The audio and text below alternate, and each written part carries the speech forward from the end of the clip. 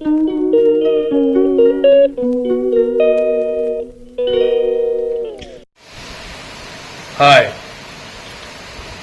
Top 10 daily അപ്ഡേറ്റിലേക്ക് പുതിയ അപ്ഡേറ്റുമായി ഇന്ന് 9ാം നാളിലേക്ക് അർജുന്റെ തിരോധാനം അങ്ങനെ ഊർജിച്ച് വരുന്ന ദിനയാത്രകളിലേക്കുള്ള കാലാവസ്ഥയുടെ അന്തരീക്ഷം വളരെ നേരിയ തോതിൽ ഇപ്പോൾ കണ്ണൂർ മാട്ടൂർ ഏരിയകളിലെല്ലാം ആ അന്തരീക്ഷം അങ്ങനെയാണ് കിടപ്പ്. അതിൻ്റെ ഒരു ക്വാളിറ്റിയാണ് നമ്മളെ വീഡിയോക്ക് കിട്ടുള്ളൂ. അതുകൊണ്ട് എല്ലാവരും ദയവായി സബ്സ്ക്രൈബ്, ലൈക്ക്, ഷെയർ ബട്ടണൊക്കെ അമർത്തണം. എല്ലാവരെയും പ്രതീക്ഷിക്കുന്നു. എല്ലാവരോടും സ്നേഹം മാത്രം. അതിൻ്റെ ഒരു ക്വാളിറ്റി കുറവുമൊക്കെ മഴയുടെ ഒരു അന്തരീക്ഷ ഘട്ടത്തിലുമൊക്കെയാണ് നമ്മൾ പുലർച്ചെ സംസാരിക്കുന്നത്.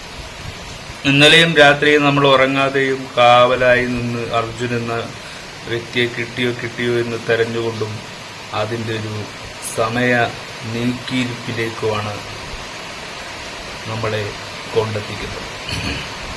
എല്ലാ കാലാവസ്ഥാ സമയത്തും ഇങ്ങനൊരു പ്രളയം ഗൾഫിലായാലും നാട്ടിലായാലും ഒരു വലിയ ദുരന്തമായി മാറുന്ന കാലാവസ്ഥ കേന്ദ്രത്തിൻ്റെ ഒരു സയന്റിസ്റ്റുകൾ തീരുമാനിക്കുന്ന ആ ഒരു പ്രതിനിധിയിലേക്ക് തന്നെയാണ് അർജുന്റെ കേസും. അതും കാണാക്കയത്തിലേക്ക് ഗംഗാ നദിയിലേക്ക് ശിരൂർ കർണാടക എന്ന് പറയുന്ന ആ വലിയ ഗോളത്തിൽ പെട്ടുപോയോ ഈ പാവം അർജുൻ, അല്ലെങ്കിൽ അവിടുന്ന് രക്ഷപ്പെട്ടിരുന്നോ എന്നും നമുക്ക് സംശയമുള്ള കാര്യമാണ്. ഇതാണ് ആ പ്രദേശം, അങ്കോലയിലെ ആ പ്രദേശം ഇതാണ് ഈ കാണുന്നത്.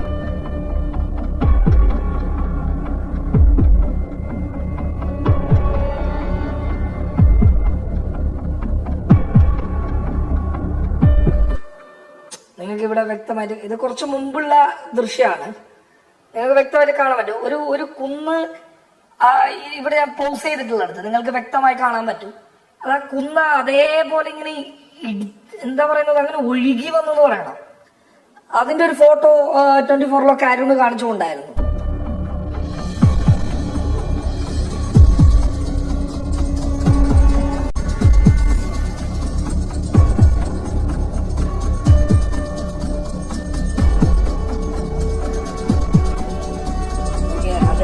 ദൃശ്യം തന്നെ നിങ്ങളൊന്ന് നോക്കിയേ. ഇവിടെ ഞാൻ പോസ്, നിങ്ങൾ ഒന്ന് നോക്കിയേ. ഇവിടെ ഈ വലിയ വലിയ കല്ലുകളാണ്. നോക്കി, ആ കല്ലുകൾ കാണുമ്പോൾ തന്നെ നമുക്ക് മനസ്സിലാക്കാൻ പറ്റും ഈ കല്ലെങ്ങാനും വന്നിട്ട്, കാരണം തൊട്ടപ്പുറത്ത് പുഴയാണ്. അപ്പൊ സ്വാഭാവികമായിട്ടും ഈ കല്ല് വന്നിട്ട് ലോറിയിലേക്ക് ഇടിച്ചു കഴിഞ്ഞാൽ നേരെ തെറിച്ചു പോകുന്നത് പുഴയിലേക്കായിരിക്കും. ഇപ്പൊ നിലവിൽ തന്നെ അർജുന്റെ ലോറി ഉണ്ടെന്ന് റഡാറിൽ കാണിച്ചിരുന്ന ആ സ്ഥലത്ത് ലോറി ഇല്ലെന്നാണ് അവിടുത്തെ റവന്യൂ മന്ത്രി പറയുന്നത്. 98% മണ്ണ് നീക്കി കഴിഞ്ഞിരിക്കുകയാണ്. എന്നിട്ടും അവിടെ എന്തില്ല, ലോറി ഇല്ലെന്നാണ് അവർ പറയുന്നത്. ഇതെന്ന് തന്നെ എനിക്ക് തോന്നുന്നത് ഈ വലിയ വലിയ കൂറ്റൻ കല്ലുകളൊക്കെ വന്നിങ്ങനെ അടിഞ്ഞ സമയത്ത് തെറിച്ചു പോകാനുള്ള സാധ്യതകൾ കൂടുതലാണ്.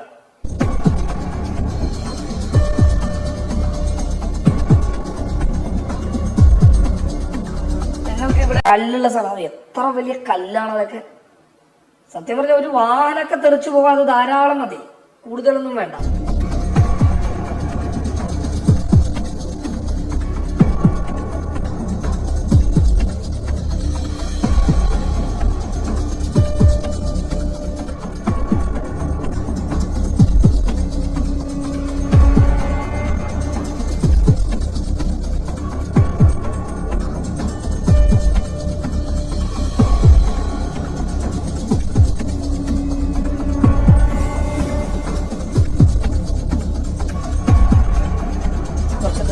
കുറച്ചൊക്കെ മിക്സ് ചെയ്തിട്ടുണ്ട്.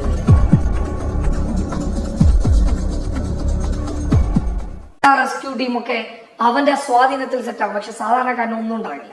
ഇപ്പൊ കുറെ അപ്ഡേറ്റുകൾ പല പല ക്ലിപ്സുകളായി നമ്മൾ നിങ്ങളിലേക്ക് കൈമാറും. ഈ വീഡിയോ ഒരു ലെങ്ത് കൂടിയ വീഡിയോ ആയിരിക്കും. അതുകൊണ്ട് നിങ്ങൾ ക്ഷമിക്കുക. അതുപോലെ ഒരുപാട് വിശദീകരണമായ വിശദാംശങ്ങളും മഴയുടെ സൗണ്ടും ഒക്കെയായി കുറച്ച് കാര്യങ്ങളും ക്വാളിറ്റി കുറവും ഡാർക്ക് ഷെയ്ഡും ഒക്കെ നിങ്ങൾ കാണും. അതുകൊണ്ട് കുറച്ച് ബ്യൂട്ടി ഇട്ടിട്ട് തന്നെയാണ് നമ്മൾ വീഡിയോ ഇടാൻ ശ്രമിച്ചത്. നമ്മളെ മൊബൈലിലെ ഒരു ക്വാളിറ്റിയും ആ മൊബൈലിന്റെ ഇതിനനുസരിച്ചുള്ള വീഡിയോ സ്ട്രീമിംഗ് ആണ് നമ്മൾ നടക്കുന്നത്. അതുകൊണ്ട് നിങ്ങൾ ദയവായി നമ്മളെ വീഡിയോ സ്കിപ്പ് ചെയ്യാതെ ഫുൾ ടൈം വാച്ചുകൾ കണ്ടുകൊണ്ടിരിക്കുക. അപ്പോ നമ്മൾ തിരിച്ച് കമ്മിങ് ബാക്ക്, അർജുൻ എന്ന തിരോധാനം, അതായത് അർജുൻ എന്ന ആ കാനാക്കയത്തിലേക്ക് വീണുപോയോ, അല്ലെങ്കിൽ ആ പാറയുടെയും മലയുടെയും ഇടയിലായി അർജുന്റെ വണ്ടിയും അർജുനനെയും കാത്ത് കോഴിക്കോട് നഗരത്തിലെ ഒരു അമ്മയും അതിന്റെ വൈഫിന്റെയും കരച്ചിലും അവരുടെ വിഷമങ്ങളും ഒക്കെ കേട്ടു.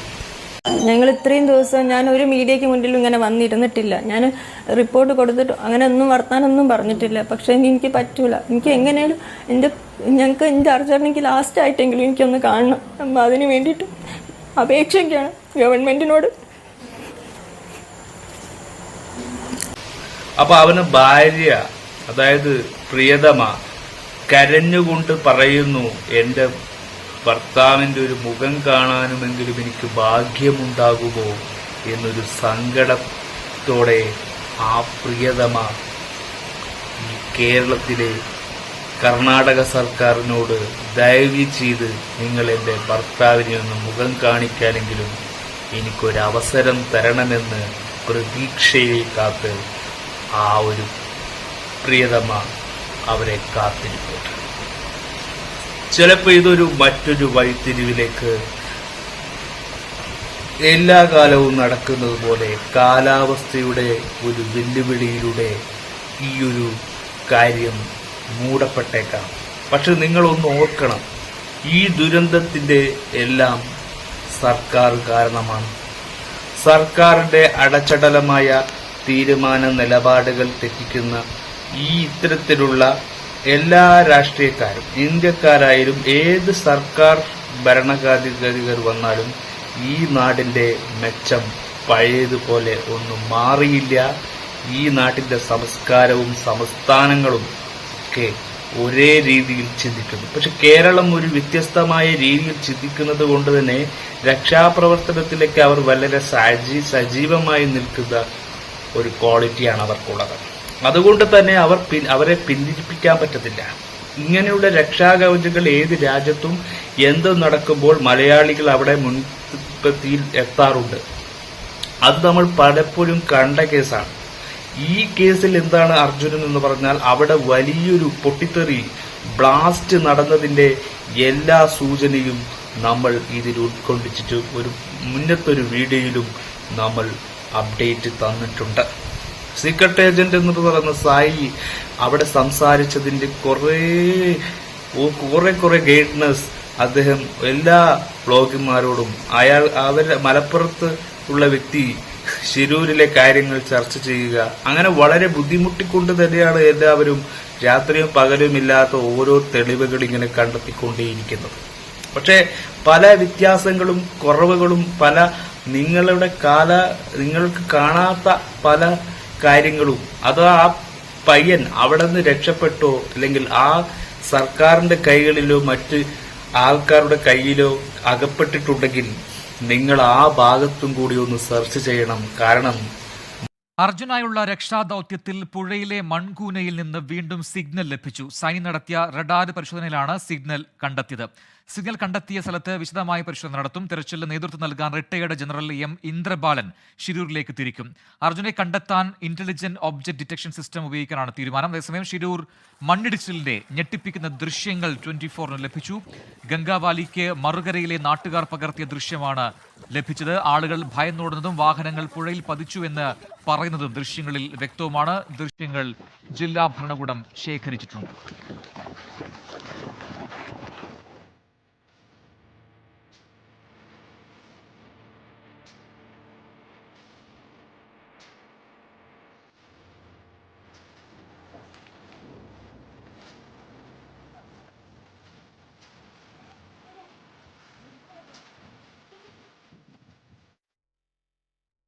ഷിരൂരിൽ നിന്ന് കൂടുതൽ വിവരങ്ങളുമായി അരുൺ പൂപ്പറമ്പ ചേരുന്നുണ്ട്.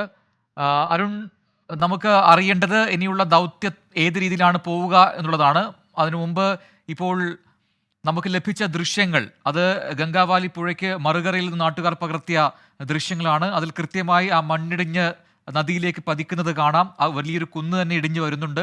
അതിൽ ആ നദിയിൽ പതിക്കുമ്പോൾ ജലനിരപ്പ് ഉയരുന്നത് നമുക്ക് കാണാം. അതേ തുടർന്ന് ആളുകൾ ഭയന്നോടുകയാണ്. മറുഭാഗത്ത് ആ തിരമാല വരുന്നത് പേടിച്ച് ഓടുന്നതും കാണാം.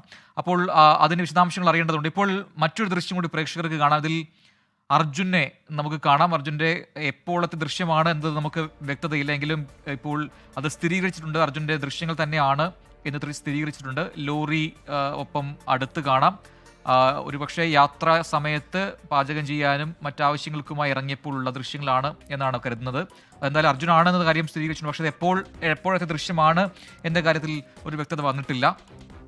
അരുൺ പൂപ്പറമ്പ നൽകുന്നതിന് വിശദാംശങ്ങൾ. അരുൺ പൂപ്പറമ്പ, 2 ദൃശ്യങ്ങൾ നമുക്ക് ലഭിച്ചിട്ടുണ്ട്. ഒന്ന് അപകടം നടന്ന സമയത്തെ മറുകരയിൽ നിന്നും നാട്ടുകാർ പകർത്തിയ ദൃശ്യങ്ങൾ. മറ്റൊന്ന് ഇപ്പോൾ അർജുനെ കാണാം. അർജുനൊപ്പം ആ ലോറിയും ഒക്കെ ഉള്ള ദൃശ്യങ്ങളുണ്ട്. അതിൻ്റെ സ്ഥിരീകരണം, അതിൻ്റെ വ്യക്തത കൂടി വരേണ്ടതുണ്ട്. വിവരങ്ങൾ എന്താണ്? പ്രജിൻ, നമുക്ക് 2 ദൃശ്യങ്ങളുണ്ട്. അതിലേറ്റവും നമുക്ക് വളരെ ഭീകരമായ ഒരു ദൃശ്യം എന്നുള്ളത് ഈ മണ്ണിടിച്ചിൽ സമയത്ത് ഈ ഗംഗാവലിയുടെ മറുവശത്തെ നാട്ടുകാർ പകർത്തിയ ദൃശ്യങ്ങളാണ്. അത് ഈ അപകടത്തിന്റെ എല്ലാ വ്യാപ്തിയും എല്ലാ ഭീകരതയും തെളിയിക്കുന്ന ദൃശ്യമാണ്. അതിൽ നമുക്ക് കൃത്യമായി തന്നെ ആ മണ്ണിടിച്ചിലിന്റെ ദൂരെയാണെങ്കിൽ പോലും ആ ദൃശ്യം വ്യക്തമായി കാണാം. അതിന്റെ ഒരു ആഘാതം ആ ഗംഗാവലി പുഴയിലേക്ക് പതിക്കുന്നത് നമുക്ക് കാണാം. അത് കണ്ട് ആ നാട്ടുകാർ ഓടി രക്ഷപ്പെടാനുള്ള ഒരു വെപ്രാളം, അവർ അതിനിടയിൽ അവരുടെ സംഭാഷണം, അവർ ഈ വാഹനങ്ങൾ ഉൾപ്പെടെ ഈ നദിയിലേക്ക് പതിക്കുന്നുവെന്ന് പറയുന്നതും ഇത് വലിയ അപകടമാണ്, ഓടി രക്ഷപ്പെട്ടോളൂ എന്ന് പറഞ്ഞ് അവർ ഒരു രക്ഷാർത്ഥം ഓടി രക്ഷപ്പെടുന്ന ഒരു ദൃശ്യങ്ങളാണ് നമ്മൾ. അത് ശരിക്കും ഈ അപകടത്തിന്റെ ഒരു എല്ലാ ഭീകരതയും തെളിയിക്കുന്ന ദൃശ്യമാണ്. അത് ഇപ്പോൾ എന്തായാലും ജില്ലാ ഭരണകൂടം ആ ദൃശ്യങ്ങളൊക്കെ ശേഖരിച്ചിട്ടുണ്ട്. അത് ഉറപ്പായും ഇതിന്റെ ഈ അപകടത്തിന്റെ മുഴുവൻ ഒരു രൂപവും വ്യക്തമാക്കുന്ന ദൃശ്യമാണ്. അത് ആ രീതിയിൽ ജില്ലാ ഭരണകൂടം പരിശോധിക്കും.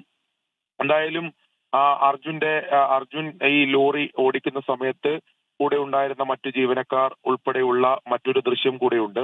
അത് അർജുനാണെന്ന് അവർ അത് സ്ഥിരീകരിച്ചിട്ടുണ്ട്.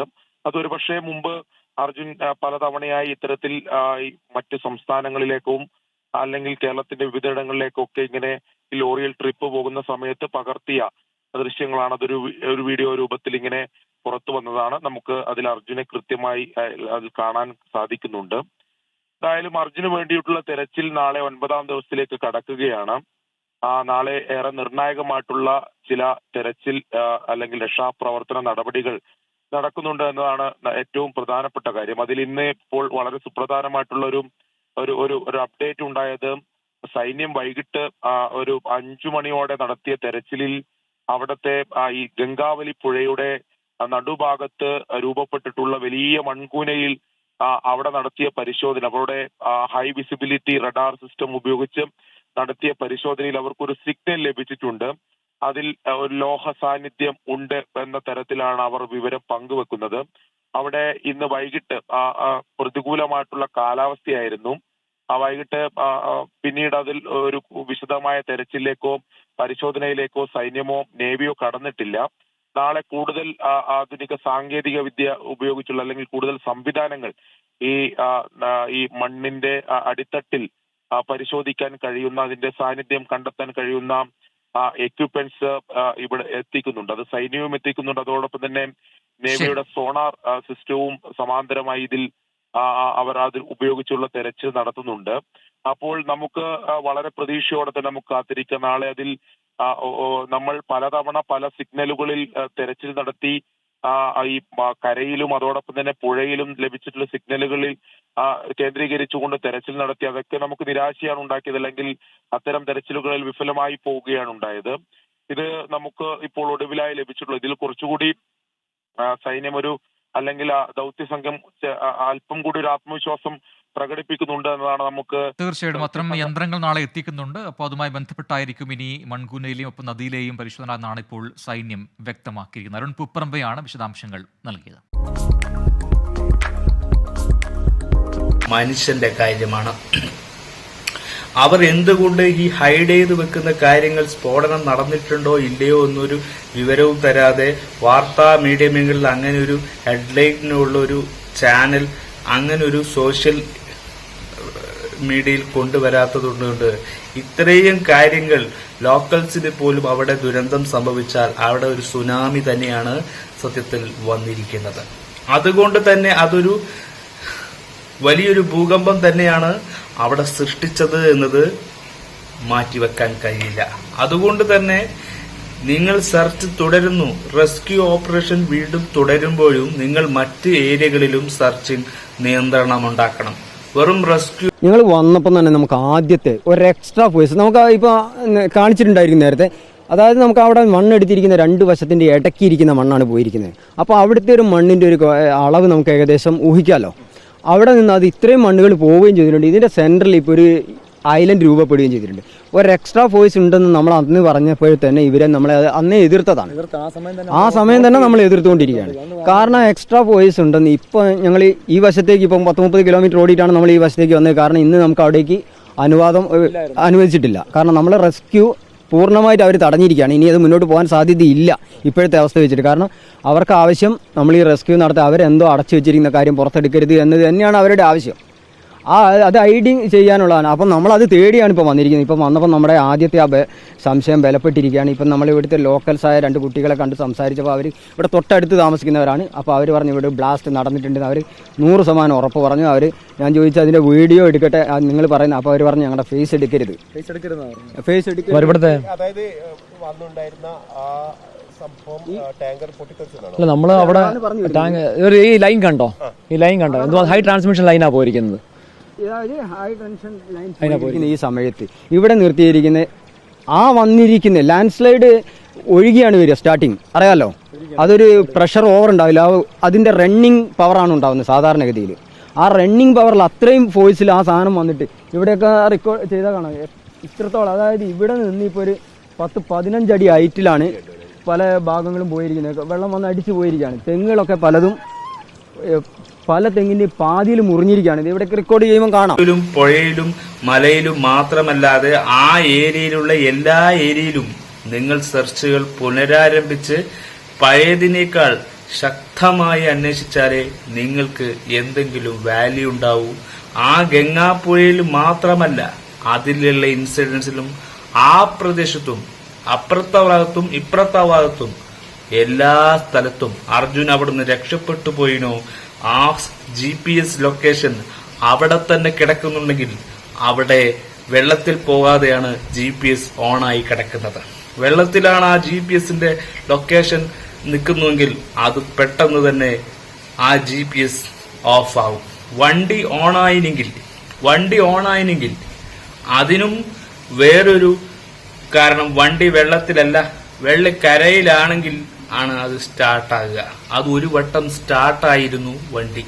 അപ്പോ ഇത്രയും കുറെ കാര്യങ്ങൾ തെളിവിലൂടെ കുറെ കാര്യങ്ങൾ ഇതിലൂടെ ക്ലിപ്പായി നമ്മൾ അപ്ഡേറ്റ് ചെയ്യുന്നതായിരിക്കും. മൊത്തത്തിൽ പറയാനോ നമ്മൾക്ക് മറ്റുള്ളവർ ഷെയർ ചെയ്തത് നിങ്ങളോട് നമ്മൾ ഷെയർ ചെയ്യുന്നതാണ്. കാരണം നമസ്കാരം സാർ, ഞാൻ കായംകുളം സ്വദേശിയാണ്. ഞാൻ ഒരു ഡ്രൈവറാണ്. ഞാൻ എല്ലാ വാഹനവും ഓടിക്കും. ഞാൻ മണ്ണ് ടിപ്പർ അങ്ങനെയുള്ള വാഹനങ്ങളും ഓടിക്കുന്ന ആളാണ്. മലയിൽ വണ്ടി കയറ്റുന്ന ആളാണ്. മണ്ണിൽ പണിയെടുത്തിരുന്ന ഒരാളാണ്.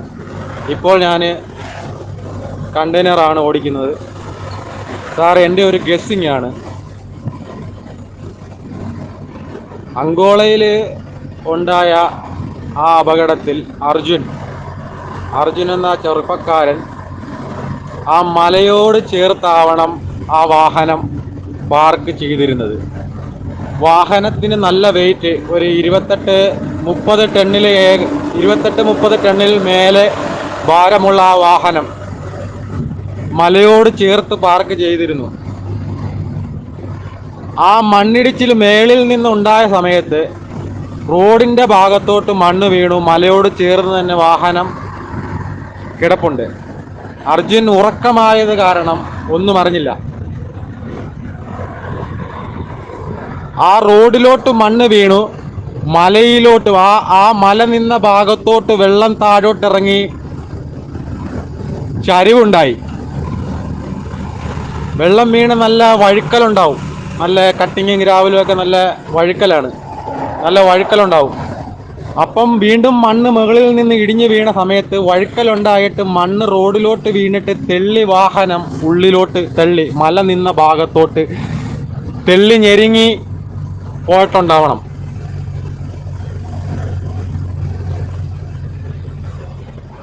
ആ GPS ലൊക്കേഷൻ കാണിച്ച അതേ ഭാഗത്ത് തന്നെ വണ്ടി പാർക്ക് ചെയ്തിരുന്ന അതേ ഭാഗത്ത് നിന്ന് മല നിന്ന ഭാഗത്തോട്ട് ഉള്ളിലോട്ട് കയറി വേണം നോക്കാൻ. അവിടെ ഒന്ന് പരിശോധിച്ചു കഴിഞ്ഞാൽ ഉറപ്പായും അവിടെ വാഹനമുണ്ടാവും. കാരണം ആ ചരിവുണ്ടായത് കാരണം, മലയിടിഞ്ഞ് ചരിവുണ്ടായത് കാരണം വണ്ടി തെള്ളി ഉള്ളിലോട്ട് പോയി. അവിടെ ഒരു ചതിപ്പ് പോലെ ആയിട്ടുണ്ട്. ആ ചതിപ്പ് പോലെ ആയത് കാരണം ചരിഞ്ഞു എന്ന് വെച്ച് കഴിഞ്ഞാൽ ഒരു സൈഡിലെ വീല് ചരിഞ്ഞ് തെള്ളി നിരങ്ങി ഉള്ളിലോട്ട് പോയി. ആ വണ്ടി ആ മണ്ണ് ലൂസായത് കാരണം. ആ വണ്ടി പുഴയിലോട്ട് തെള്ളി വീണെങ്കിൽ ഒരിക്കലും വാഹനം സ്റ്റാർട്ട് ആവുകയില്ല. ആ വണ്ടി ആ ഭാഗത്ത് കിടക്കുന്നത് കൊണ്ടായിരുന്നു വാഹനം സ്റ്റാർട്ടായത്. വണ്ടി മഴ പെയ്തിട്ട് എയർ സർക്കുലേഷൻ, അങ്ങോട്ട് വെള്ളം ഇറങ്ങിയിട്ട് എയർ സർക്കുലേഷൻ കിട്ടിയത് കൊണ്ടാണ് വാഹനം സ്റ്റാർട്ടായത്. ആ പുഴയിലോട്ട് തെള്ളി വീണെങ്കിൽ വണ്ടി സ്റ്റാർട്ടാവില്ല. പുഴയിലോട്ട് വീണിരിക്കുന്ന മണ്ണിന്റെ ഇടഭാഗത്തും വണ്ടി ഉണ്ടെങ്കിലും ഒരിക്കലും വണ്ടി സ്റ്റാർട്ടാവില്ല. അവിടെ ഒരിക്കലും എയർ സർക്കുലേഷൻ കിട്ടില്ല. തുറന്ന് ഇങ്ങനെ നോക്കി ഇരിപ്പുണ്ടെങ്കിലോ ഒരു ചെറിയൊരു പ്രതീക്ഷ അല്ലേ? നമ്മളും ഒരു ഇൻഫ്ലുവൻസർ ആയതുകൊണ്ട് ഇത്രയും വലിയ അപകടം ഈ രാജ്യത്ത് നടന്നിട്ട് കണ്ടില്ല കേട്ടില്ല എന്ന് പറഞ്ഞ് മാറി നടക്കാൻ പറ്റുന്നില്ലായിട്ട് എന്തുകൊണ്ട് ഇങ്ങനെ ഒരു അനാസ്ഥ കർണാടക സർക്കാർ എന്നും കാണിക്കുന്ന ദുരവസ്ഥ മഴക്കാലത്തും എല്ലാ കാലത്തും ഈ ദുരന്ത അവസ്ഥ കാണിക്കുന്നതിന്റെ എന്തുകൊണ്ടാണെന്നാണ് നമ്മുടെ സംശയം. ആ കുടുംബത്തിന്റെ കാത്തിരിപ്പ്, പ്രതീക്ഷ എല്ലാം അർജുനൻ എന്ന ഒറ്റ വ്യക്തിയിലാണ് കിടപ്പ്. അതുകൊണ്ടാണ് ഇത്രയും വലിയൊരു ചർച്ചയാകുന്നത്. ഇതൊരു ചിലപ്പോ നാളെ ഈ ഒരു അന്വേഷണം മൂടപ്പെട്ടേക്കാം. പക്ഷെ ഒരിക്കലും ഈ അന്വേഷണം നിർത്തരുത്. മറ്റ് വാർത്തകളെ പോലെ അത് മൂടപ്പെട്ട് അവിടെ കേസുകൾ ഇങ്ങനെ അട്ടി വെച്ച് ഒരു കേസും തെളിയിക്കപ്പെടുത്താതെ അങ്ങനെ നിൽക്കുന്ന ഒരു സ്ഫോടനക പരമ്പരയായി അത് വഴിത്തിരിവിലേക്ക് മാറി സഞ്ചരിച്ചെന്നും വരാം. അപ്പോ ഇതാണ് ഈ സർക്കാർ എവിടെയും സർക്കാരും ജനങ്ങളും രാഷ്ട്രീയക്കാരും ഗവൺമെന്റും തീരുമാനിക്കുന്നതേ ഇവിടെ നടക്കൂ എന്ന് പ്രതിജ്ഞയെടുത്ത് അവർ ജനങ്ങളെ വോട്ട് ചെയ്ത് തെണ്ടി നാണം കെടുത്തുകയാണ്. അവർ ഉടുപ്പില്ലാതെ കാണിക്കുകയും ചെയ്യും. സുരേഷ് ഗോപി എന്ന് പറയുന്ന നമ്മുടെ നടൻ, അതായത് അദ്ദേഹം കേന്ദ്രമന്ത്രിയാണ്. ഇന്നൊന്ന് സിനിമാ നടൻ എന്നല്ല, അയാൾ കേന്ദ്രമന്ത്രി നരേന്ദ്രമോദി ഷായുടെ ഒപ്പമെന്നാണ് ഭരണം സംസാരിക്കുന്നത്. അതായത് തൃശ്ശൂരിന്റെ ഒരു സ്ഥലത്ത് വന്ന് കോഴിക്കോട് വ്യക്തി ഒരുത്തൻ മിസ്സിംഗ് ആണെന്ന് പറഞ്ഞിട്ട് അദ്ദേഹത്തിന് ഒരു അറിയ പോലുമില്ല. ഇതാണോ ഒരു ജനാധിപത്യത്തിലെ മന്ത്രിയുടെയൊക്കെ പോസിറ്റീവ് വൈബ്, അല്ല പോസിറ്റീവ് ബുദ്ധി അല്ലെങ്കിൽ ഘടന എന്നൊക്കെ പറയുന്നത്? ഞാൻ അത് ശരിയാക്കും, ഇത് ഏത് മന്ത്രിമാരും ഇങ്ങനെ ആദ്യം ഇലക്ഷനിൽ ജയിച്ചു കഴിഞ്ഞാൽ പറയുന്ന ഒരേ വാക്കാണ്, ഞാൻ അത് ചെയ്തുതരാം, ഇത് ചെയ്തുതരാം. നടത്തില്ല. ജയിച്ചു കഴിഞ്ഞാൽ അവന്റെ തനി. എന്നിട്ട് സുരേഷ് ഗോപി ചോദിക്കുകയാണ്, ആരാണ് ഇവൻ, ഏതാണ്, എപ്പോ, എങ്ങനെ? ഇത് അഭിനയമാണ്. സിനിമയിൽ നിങ്ങൾ ഒരുപാട് അഭിനയിച്ചിട്ടുണ്ടല്ലോ, കാണുമ്പോൾ അറിയാം. ഒരു റിപ്പോർട്ടർ ചാനൽ നമുക്ക് വെളിപ്പെടുത്തി തന്നതാണ്, വെറുതെ പറയുന്നതല്ല. പബ്ലിക് കേരളയിൽ പറഞ്ഞ കുറെ കാര്യങ്ങൾ, അതായത് ഖാദർ കരിപ്പട്ടി എന്ന് പറയുന്ന അദ്ദേഹം കാണിച്ച കുറെ വിഷ്വൽസും TV എന്ന് പറയുന്ന ഒരു ചാനൽ അയച്ചതിന്റെയും ന്യൂസ് അയച്ച അതിന്റെ പല ഷെയറിംഗ് ആണ് നമ്മുടെ ഈ ഒരു വ്ലോഗിൽ നമ്മൾ ഉൾപ്പെടുത്തുന്നത്. അതായത് ആ ചെക്കന് വേണ്ടിയുള്ള അപ്ഡേഷൻസ് ഏതൊക്കെ രീതിയിൽ നിങ്ങൾക്ക് ഉൾക്കൊള്ളിക്കാവോ മൊത്തത്തിൽ നിങ്ങൾ കണക്കുകൾ കാൽക്കുലേറ്റ് ചെയ്ത് നിങ്ങൾക്ക് ഒരു തീരുമാനം ചെയ്യാം. കാരണം ഇത് വീണ്ടും ചോദിച്ചും സമയം കിടന്നും പരിശോധനകൾ അവിടെ നടക്കട്ടെ. സെർച്ചുകൾ കൂടുതൽ ശക്തമാക്കണം. എല്ലാ വശത്തും അതിൽ ഓൾ റൗണ്ട് നിങ്ങൾ സെർച്ച് ചെയ്താലേ നിങ്ങൾക്ക് അത് കിട്ടുകയുള്ളൂ. ആ ഒരു ശുഭപ്രതീക്ഷത്തിലൂടെ ഇനി മുന്നോട്ട് പോകേണ്ടത്. ഇത് ചിലപ്പോൾ മാസങ്ങളും ദിവസങ്ങളും കിടക്കാതിരിക്കാൻ നിങ്ങൾ ശ്രമിക്കുക. കാരണം ഇത് ഒരു ധീരതയുടെ കളി മാത്രമാണ്. ഇത് യുദ്ധം ചെയ്യുന്ന പട്ടാളക്കാരുടെ ശൂന്യമാകുന്ന ഒരവസ്ഥയാണ്. അവിടെ ആ പാവം മനുഷ്യന്റെ അവന്റെ അവസാനത്തെ ആയുസിന്റെ നിമിഷങ്ങളിലേക്ക് പോകുന്ന ഒരു സിറ്റുവേഷനിലേക്കാണ്. അപ്പൊ ആ സിറ്റുവേഷൻ നിങ്ങൾ ഹാൻഡിൽ ചെയ്യുന്ന രീതി പോലിരിക്കും നിങ്ങളുടെ ബാക്ക് സപ്പോർട്ട്.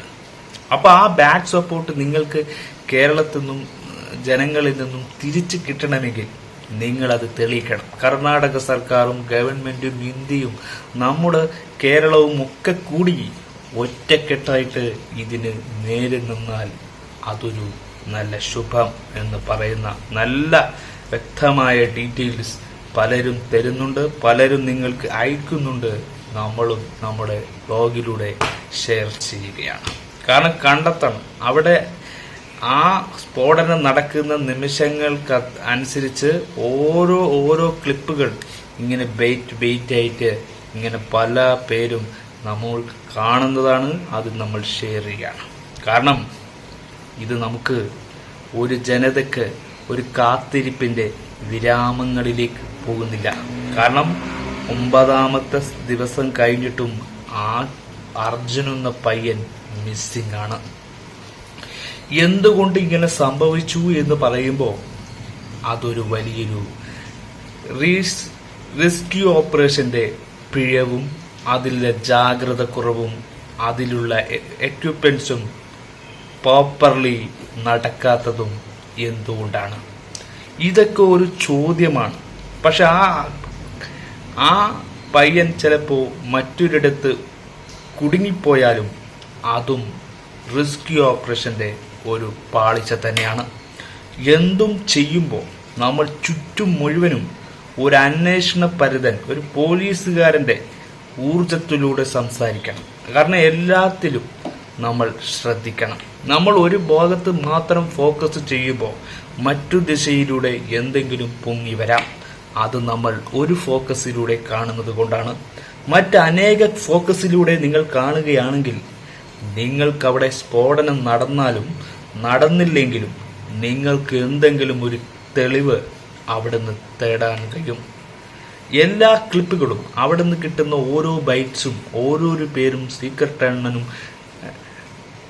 കേരള ഖാദർ കരിപ്പട്ടിയും ഒക്കെ ഒരുപാട് പേർ ഇതിന് നേരെ കേന്ദ്രീകരിച്ച് ഈ ഓൺലൈൻ മാധ്യമം മുഴുവനും ഇതിന് നേരെയാണ് ഇപ്പോൾ പോയിക്കൊണ്ടിരിക്കുന്നത്. ഇതൊരു വലിയൊരു ചലഞ്ചായിട്ട് തന്നെയാണ് ഓൺലൈൻ മീഡിയ ഏറ്റെടുത്തിരിക്കുന്നത്. കാരണം ഇതിൻ്റെ ഭാവി തീരുമാനിക്കുന്നത്. അതുകൊണ്ട് തന്നെ സർക്കാരും ഗവൺമെന്റും ഒക്കെ പരിശ്രമിക്കണം. നിങ്ങൾ അവിടെ ഇതിനു വേണ്ടി ഇറങ്ങണം. അവിടെ അവർക്ക് വേണ്ടിയുള്ള സഹായ സംഘടനകൾ വീണ്ടും എത്തിക്കണം. ഇതങ്ങനെ തള്ളിക്കേണ്ട കേസണ്ട. ഒരു ഡ്രൈവർ എന്ന് പറയുന്നത് 4 കണ്ണുള്ള വ്യക്തിയാണ്. കാരണം അവന് 4 വശവും കാണണമെന്ന് പോലീസുകാർ ഡ്രൈവിംഗ് ടെസ്റ്റിൽ പോയാൽ പറയാറുണ്ട്.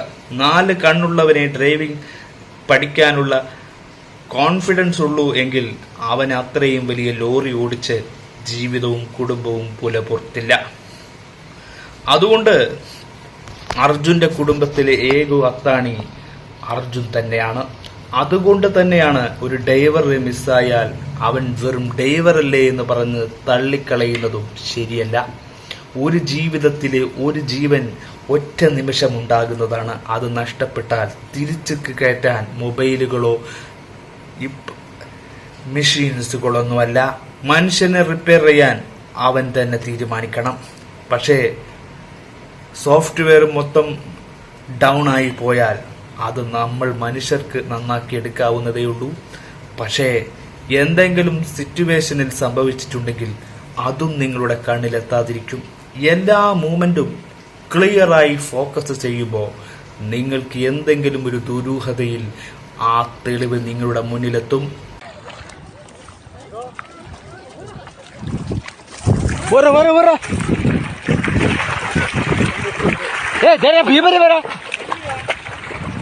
ಅದೇ ಗಾಡಿನ ಬಂತು.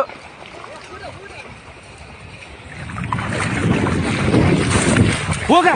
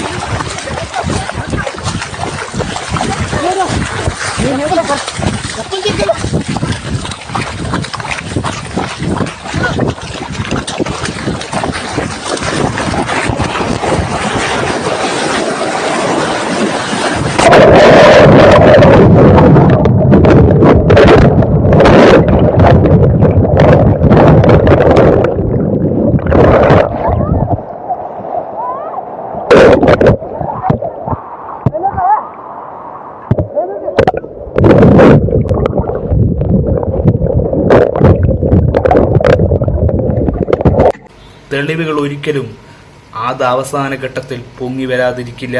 എന്തും ഏതും നിങ്ങൾക്ക് അബദ്ധങ്ങളോ റെസ്ക്യൂ ഓപ്പറേഷനിൽ നടന്നതോ ഒക്കെ ഡൈവേർട്ട് ചെയ്ത് ചിന്തിക്കുമ്പോൾ നിങ്ങൾക്ക് അബദ്ധം പറ്റിയിട്ടുണ്ട്. കർണാടക സർക്കാർക്കും ഇന്ത്യൻ ആർമി ഫോഴ്സും അന്വേഷിച്ചതും റെസ്ക്യൂ ഓപ്പറേഷൻ ഇടപെട്ട എല്ലാവർക്കും അവിടെ ഓരോ പാളിച്ചുകൾ പറ്റാനുള്ള സാഹചര്യമുണ്ട്.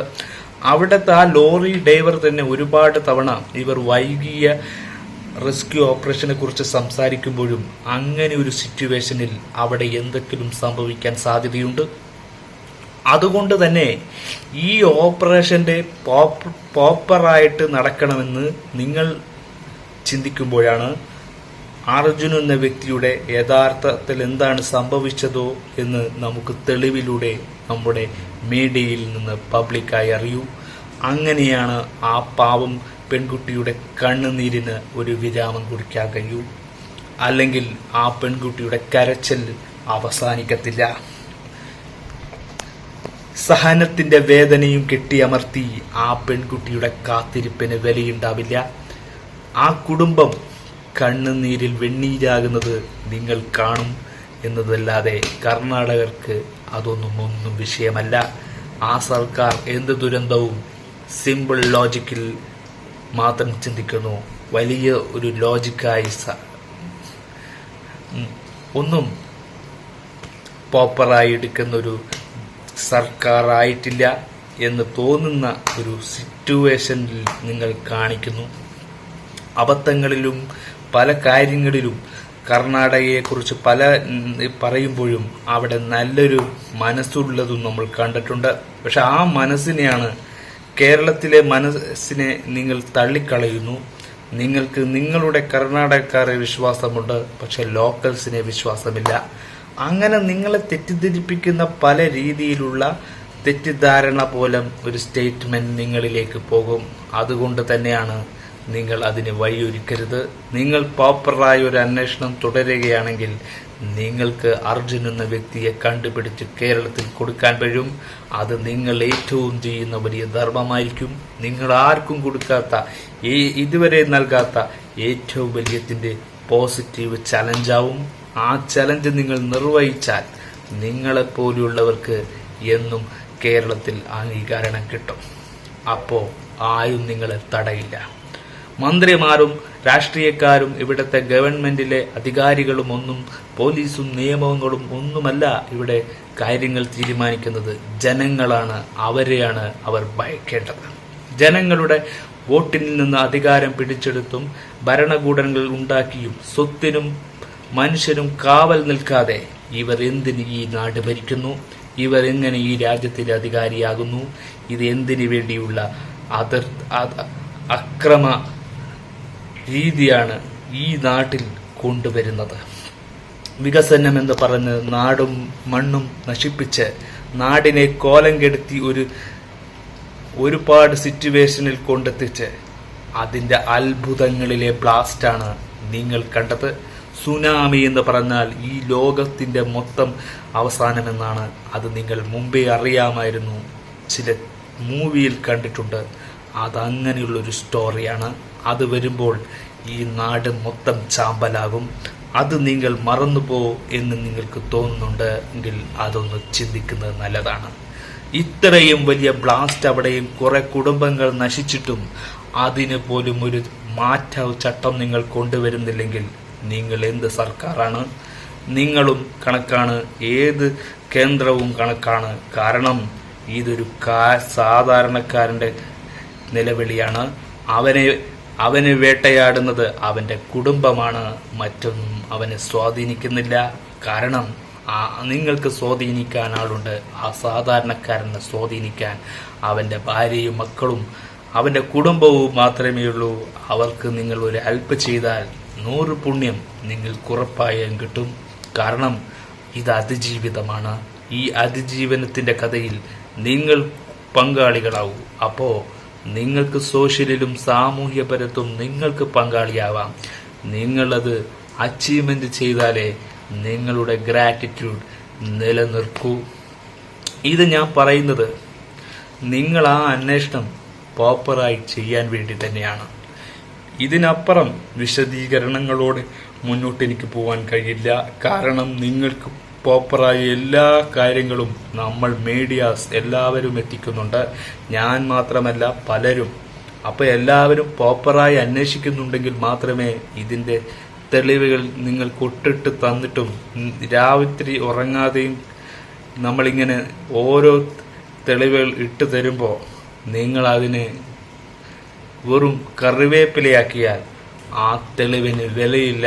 അത് തന്നതുകൊണ്ട് നിങ്ങൾ അന്വേഷിക്കാനും പോകുന്നില്ല. അപ്പോ അവിടെ മറ്റ് എന്തെങ്കിലും ഹൈഡ് അവിടെ വെക്കുന്നെങ്കിൽ അവിടെ എന്തെങ്കിലും സംഭവിച്ചിട്ടുണ്ട്. ആ സംഭവത്തിന്റെ കാരണം നിങ്ങൾ കണ്ടെത്തിയാലേ നിങ്ങൾക്ക് ഈ മിസ്സിംഗ് കേസിന്റെ യഥാർത്ഥത്തിലുള്ള തെളിവ് പുറത്തു വരൂ. അല്ലെങ്കിൽ ഇത് തെളിയില്ല. തെളിയാൻ നിങ്ങൾ കാലം കാത്തു നിന്നാലും ഇത് മായ്ക്കപ്പെടും. എന്താകും ആ അർജുനന്റെ കുടുംബത്തിന്റെ ഗതി എന്നറിയാതെ നിങ്ങൾക്ക് ഒന്നും ചെയ്യാനില്ലാതെ കൈകെട്ടി നോക്കി നിൽക്കേണ്ടി വരും. ഇത് അവസാനത്തെ വാക്കൊന്നുമല്ല, എന്നാലും ഒരു പ്രതീക്ഷ. ആ ജീവൻ അവിടെ തുടിത്തുടിപ്പായിട്ടുണ്ട്. ആ GPS ഒരിക്കലും വെള്ളത്തിൽ വീണിട്ടില്ല. അതാ കരയിലുണ്ട്, ആ ലോറിയും. പക്ഷെ അർജുനൻ എന്ത് സംഭവിച്ചു എന്ന് ചോദിക്കുമ്പോൾ അർജുനനും ലോറിയും ഇത് രണ്ടും മിസ്സിംഗ് ആണ്. എന്തുകൊണ്ട്? ഇത്രയും കുഴിച്ച് ഇത്രയും മണ്ണുകൾ 98% മണ്ണ് പോലും അവിടെ നിന്ന് കൊണ്ടുപോയി. എന്നിട്ടും അവിടെ പാറക്കല്ലുകളുണ്ട്, എല്ലാമുണ്ട്. എന്നിട്ട് പോലും നിങ്ങൾ ആ റെസ്ക്യൂ ഇതിന് മുമ്പ് 9 ആകുന്നതിന് മുമ്പേ മിസ്സിംഗ് കേസ് കേട്ടിട്ടും നിങ്ങൾ അതിന് കുറച്ച് ദിവസത്തിന് ശേഷമാണ് നിങ്ങൾ ഈ റെസ്ക്യൂ എന്ന് പറയുന്ന സംഭവം തന്നെ സ്റ്റാർട്ട് ചെയ്തത്. അപ്പം തന്നെ അഭാവങ്ങൾ സംഭവിച്ചു. അപ്പം തന്നെ പ്രോപ്പറായ ഗൈഡൻസ് നിങ്ങൾ കൊടുക്കുന്നില്ല, നിങ്ങൾ അതിന് ജാഗ്രത കാണിക്കുന്നില്ല എന്നത് സംസ്ഥാനം മുഴുവനും അറിഞ്ഞു. ഇത് കോടി ജനങ്ങളാണ് അറിയാൻ പോകുന്നത്. 400 കോടികൾ അറിയും, പിന്നെ ആയിരങ്ങളാവും, 10,000-ങ്ങളാവും, അങ്ങനെ ലക്ഷങ്ങളായി ഇങ്ങനെ കോടി ആൾക്കാർ കണ്ടുകൊണ്ടിരിക്കുന്ന ഒരു സോഷ്യൽ മീഡിയയാണിതെന്ന് അറിഞ്ഞുകൊണ്ട് തന്നെ ഞാൻ പറയാണ്, നിങ്ങൾ ചെയ്യുന്ന ക്രൂരതയ്ക്ക് ഒരു വിരാമം കുറിച്ചുകൊണ്ട് ഞാൻ ഈ വീഡിയോ നിങ്ങൾ ഇങ്ങനെ ചെയ്തിട്ട് ആ കുടുംബത്തിന്റെ ഗതി കാണുമ്പോൾ വളരെ പ്രയാസമുണ്ട്, വളരെ ദുഃഖമുണ്ട്. ആ ഒരു പ്രതികരണമാണ്. മറ്റൊന്നും നിങ്ങളെ അവിശ്വസിച്ചെന്നല്ല, നിങ്ങളോടുള്ള വിശ്വാസമില്ലായ്മ ഇല്ല എനിക്ക്. പക്ഷേ നിങ്ങൾ പ്രോപ്പറായി ഗൈഡ് ചെയ്യണം. എന്നാൽ മാത്രമേ നിങ്ങളുടെ ആ പ്രശ്നത്തിന്റെ പരിഹാരം കണ്ടെത്താൻ കഴിയൂ. ഞാനൊരു സാധാരണ വ്ളോഗറാണ്. അതുകൊണ്ട് നിങ്ങൾക്കതിൻ്റെ മിസ്റ്ററി എന്താണെന്ന് അറിയാൻ പറ്റും. നിങ്ങൾക്കതിലെ എത്ര പിഴവ് സംഭവിച്ചോ എന്നറിയാൻ പറ്റും. മൊത്തമായി ഓൾ റൗണ്ട് അന്വേഷണം നടത്തണം. ഇല്ലെങ്കിൽ ഇതൊരു ഒന്നും ഇല്ലാതെയാകുന്ന അന്വേഷണങ്ങളാണെന്ന് പറയാറുണ്ട്. ഒന്നുമല്ലാതാകുന്ന അന്വേഷണത്തിൽ പെടാറുണ്ട്. അത്തരത്തിലേക്ക് പോയാൽ ഇത് വലിയ വിവാദമാവും. വലിയൊരു സൈബർ അറ്റാക്കിലേക്ക് പോകുന്ന നിമിഷങ്ങളുമുണ്ട്.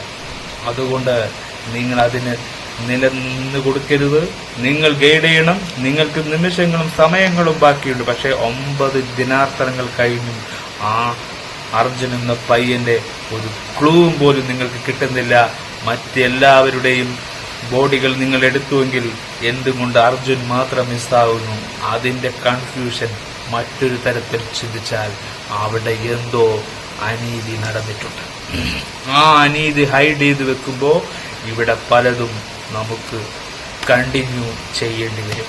നിർത്താതെ കണ്ടിന്യൂ ചെയ്ത ആ ആർമി ഉദ്യോഗസ്ഥന്മാരൊക്കെ ചെയ്യുന്ന പണിക്കും റോഡ് ലെവലാക്കി കൊടുക്കുന്നവരുടെയൊക്കെ സമയവും ടൈമും വെറുതെ ഇല്ലാതെയായി, ഒന്നിനും ശുഭമില്ലാതെ അതങ്ങ് വെറുതെ അവസാനിച്ച് സമയവും സന്ദർഭവും കളഞ്ഞുകൊണ്ടുള്ള പരിശ്രമത്തെ പുല്ലുവിലയാക്കി അങ്ങ് വലിച്ചെറിയും. ഇതെന്നും നടക്കുന്നതാണ്, ഇന്നും നടക്കുന്നതല്ല. അന്നും ഇന്നും ഇക്കാലത്തും കാലഘട്ടത്തിൽ നടന്നുകൊണ്ടിരിക്കുന്നതാണ്. അപ്പൊ ആ പല എക്സ്ക്യൂസുകളാണ് പിന്നെ പറയാറ്. എക്സ്ക്യൂസുകൾ പറഞ്ഞ് അതങ്ങ് ഡിലീറ്റ് ആക്കും. ഇത് നമ്മളെ സിസ്റ്റത്തിലുള്ള പ്രോപ്പർ ഗൈഡ് ഇല്ലാത്തത് കൊണ്ടാണ്. സിസ്റ്റമാണ് ഇവിടെ നന്നാക്കേണ്ടത്. സിസ്റ്റത്തിനെ നിലക്കില്ലെങ്കിൽ AI ക്യാമറയും കുന്തമൊന്നും അല്ല, മനുഷ്യനാണ്. മനുഷ്യനാണ് വില കൊടുക്കേണ്ട. ഒന്നും ഒരു നമ്മളുടെ പുറത്തിരിക്കുന്ന ചെറിയ കാര്യങ്ങൾക്ക് വലിയ ഗൈഡും, വലിയ കാര്യത്തെ ചെറിയ കണ്ണിൽ കാണുമ്പോൾ അത് നിങ്ങൾക്ക് പ്രോപ്പറായിട്ട് ഒന്നും കൊണ്ടുവരാൻ പറ്റില്ല. പ്രോപ്പറായിട്ട് നിങ്ങൾ ഒന്നും ചെയ്യുകയുമില്ല. അതുകൊണ്ട് പറയുകയാണ്, ഒരു നിരാശയാണ് ഈ ഒരു അന്വേഷണത്തിലൂടെ കാണുന്നത്. കാരണം ആ കുടുംബത്തെ ഓർക്കുമ്പോൾ ഇത് നിർത്തിയാൽ ആ കുടുംബം എന്ത് നിങ്ങളോട് ചോദിക്കുമെന്ന് എനിക്ക് തോന്നുന്നു. അത് നിങ്ങൾ എന്തെങ്കിലും പാരിതോഷികമായിട്ട് നിങ്ങൾ കോടികൾ വെട്ടിക്കൊടുക്കേണ്ടി വരും. അതും നിങ്ങൾക്ക് നഷ്ടമാണ്. നിങ്ങൾക്ക് നഷ്ടമേ സംഭവിക്കൂ. ലാഭത്തെക്കുറിച്ച് ചിന്തിക്കരുത്. കാരണം നിങ്ങളുടെ അശ്രദ്ധയാണ് ആ ഒരു വലിയ ആപത്തിന് കാരണമെന്നത് പക്കയായി ഡെപ്യൂട്ടി കമ്മീഷണർ തെളിവിലൂടെ നിങ്ങളോട് തന്നെ പറഞ്ഞിട്ടുണ്ട്. നിങ്ങളുടെ കർണാടക ഭാഷയിലാണത് സംസാരിച്ചത്. അതുകൊണ്ട് തന്നെ അതിലുള്ള വീഡിയോ പക്ക തെളിവാണ്. അവിടെ ബ്ലാസ്റ്റ് നടന്നിട്ടുണ്ടെങ്കിൽ അവിടെ അതിക്രമം നടന്നിരുന്നു. അവിടെ എന്തോ ഒരു ഹൈഡ് ചെയ്ത് വെക്കുന്ന സംഭവമുണ്ട്. നിങ്ങൾ അകവും പുറവും മുഴുവനും അന്വേഷിക്കണം. ഒരു വട്ട് മാത്രം സ്റ്റാൻഡേർഡ് ആവരുത്. കാരണം അവിടെ മീഡിയാസിന്റെ പവർ ഉണ്ടാവണം.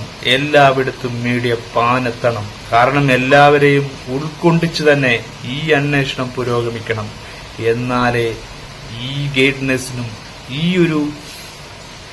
ഒരു മൊമെന്റിനും അത്യാവശ്യമായ ഘടകങ്ങൾ എല്ലാം ഒരുമിച്ച് സർക്കിൾ ചെയ്യുമ്പോഴാണ് അതിന്റെ പോയിന്റിലെത്തുന്നത്. അപ്പൊ എത്തും. എല്ലാം നന്നാവട്ടെ. നന്നായി ഈ ഒരു അന്വേഷണം പുരോഗമിക്കട്ടെ.